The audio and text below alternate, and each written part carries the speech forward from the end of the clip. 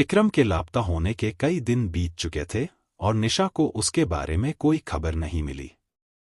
गांव वालों ने भी जंगल में जाकर खोजबीन की, लेकिन किसी को विक्रम का कोई सुराग नहीं मिला। निशा का दिल मानने को तैयार नहीं था कि विक्रम हमेशा के लिए खो गया है। उसने ठान लिया कि वह विक्रम को ढूंढने के लिए खुद उस जंगल में जाएगी, चाहे कुछ भी हो। गांव के बुजुर्गों ने निशा को चेतावनी दी कि अगर वह जंगल में गई तो उसे भी वापस लौटने का रास्ता नहीं मिलेगा। पर निशा के लिए विक्रम की चिंता अब हर डर से ऊपर थी। एक रात वह अकेले जंगल की ओर निकल पड़ी, अपने हाथ में सिर्फ एक टॉर्च और विक्रम की वह किताब लेकर जिसमें जंगल का जिक्र था। जंगल में कदम रखते ही उसे भी वही ठंडक और सन्नाटा महसूस हुआ जैसा विक्रम ने महसूस किया था। हवा में वही अजीब सी फुसफुसाहट थी, लेकिन इस बार निशा को लगा कि यह फुसफुसाहट विक्रम की आवाज में थी। उसने उसे पुकारा, विक्रम, तुम कहाँ हो? लेकिन जवाब में उसे केवल अपनी ही गूंज सुनाई दी। जंगल के अंदर निशा ने कुछ अजीब सी परछाइयां देखी।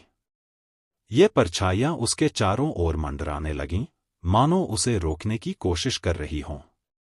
निशा को लगा कि ये परछाइयां जंगल में खोए हुए लोगों की आत्माएं हैं, जो हमेशा के लिए यहां फंसी हुई हैं। उनमें से एक परछाई विक्रम की लग रही थी। निशा ने विक्रम की छाया को पुकारा, लेकिन वह बिना रुके पेड़ों के बीच गायब हो गई। अचानक निशा को महसूस हुआ कि वह एक जाल में फंसती जा रही है। उसके चारों ओर की परछाइयां उसे घेरे जा रही थीं और वह खुद को असहाय महसूस करने लगी। तभी उसे किताब के पन्नों में एक मंत्र याद आया जो विक्रम ने उसे पढ़कर सुनाया था। उसने वह मंत्र जोर से पढ़ा और चारों ओर की परछाइयां एक पल के लिए रुक गईं। मंत्र पढ़ने के बाद निशा को वह पुराना मंदिर दिखाई दिया जहां विक्रम लापता हुआ था। उसे अब यकीन हो गया कि विक्रम यहीं कहीं है। जैसे ही उसने मंदिर के द्वार पर कदम रखा, अंदर से एक भयानक चीख सुनाई दी। यह वही आवाज थी जो विक्रम ने अपने सपने में सुनाई थी। मंदिर के अंदर का वातावरण ठंड से जमा देने वाला था। निशा ने देखा कि वेदी पर विक्रम का कैमरा पड़ा था।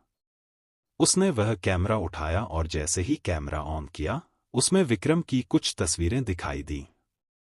आखिरी तस्वीर में विक्रम के चेहरे पर डर साफ झलक रहा था और उसके पीछे एक काले धुंधले साए की छवि थी। यह वही रहस्यमयी शक्ति थी जिसने विक्रम को कैद किया था। निशा ने किताब के बाकी पन्नों को गौर से पढ़ा। उसमें लिखा था कि यह जंगल एक प्राचीन बलिदान की जगह थी, जहां आत्माएं कैद हो जाती थीं और उन्हें मुक्त करने का एक ही तरीका था, एक बलिदान। पर बलिदान किसका? किताब में स्पष्ट नहीं था। निशा के पास समय कम था। उसने सोचा कि शायद उसे खुद को इस जंगल के हवाले करना होगा ताकि विक्रम को बचा सके। वह वेदी के पास गई और उसने वही मंत्र दोहराया जो किताब में लिखा था। अचानक से वेदी से एक तेज रोशनी निकली और चारों ओर की परछाइयां चीखने लगीं। विक्रम की परछाई भी धीरे धीरे सामने आई, लेकिन वह पूरी तरह विक्रम नहीं थी, बल्कि एक अधूरी आत्मा थी। जंगल की सारी आत्माएं अब निशा की ओर देख रही थीं। वे चाहती थीं कि वह अंतिम बलिदान दे। निशा को अब समझ आ चुका था कि उसे क्या करना है। उसने वेदी पर अपनी जगह ले ली और आंखें बंद कर लीं। जैसे ही उसने बलिदान की प्रक्रिया शुरू की, विक्रम की आत्मा पूरी तरह से मुक्त हो गई और विक्रम उसके सामने खड़ा हो गया। लेकिन विक्रम का चेहरा दुखी था। निशा, तुमने यह क्या किया? विक्रम ने कहा। निशा ने मुस्कुराते हुए कहा, तुम्हें वापस लाने का यही एक रास्ता था। अचानक निशा की परछाई गायब हो गई और विक्रम पूरी तरह से जाग गया। वह फिर से जिंदा था, लेकिन निशा हमेशा के लिए जंगल की आत्माओं के साथ कैद हो चुकी थी। विक्रम ने उसे पुकारा, पर अब बहुत देर हो चुकी थी। वह जंगल से बाहर आ तो गया, लेकिन उसे हमेशा यह गिल्ट रहा कि निशा ने उसकी जान बचाने के लिए अपनी बलिदान दे दिया। अब लोग कहते हैं कि अगर कोई रहस्यमय जंगल में जाता है तो उसे एक महिला की पुकार सुनाई देती है, जो अपने प्रेमी को वापस बुला रही है, लेकिन खुद हमेशा के लिए अंधकार में खो चुकी है। कहानी अभी बाकी है।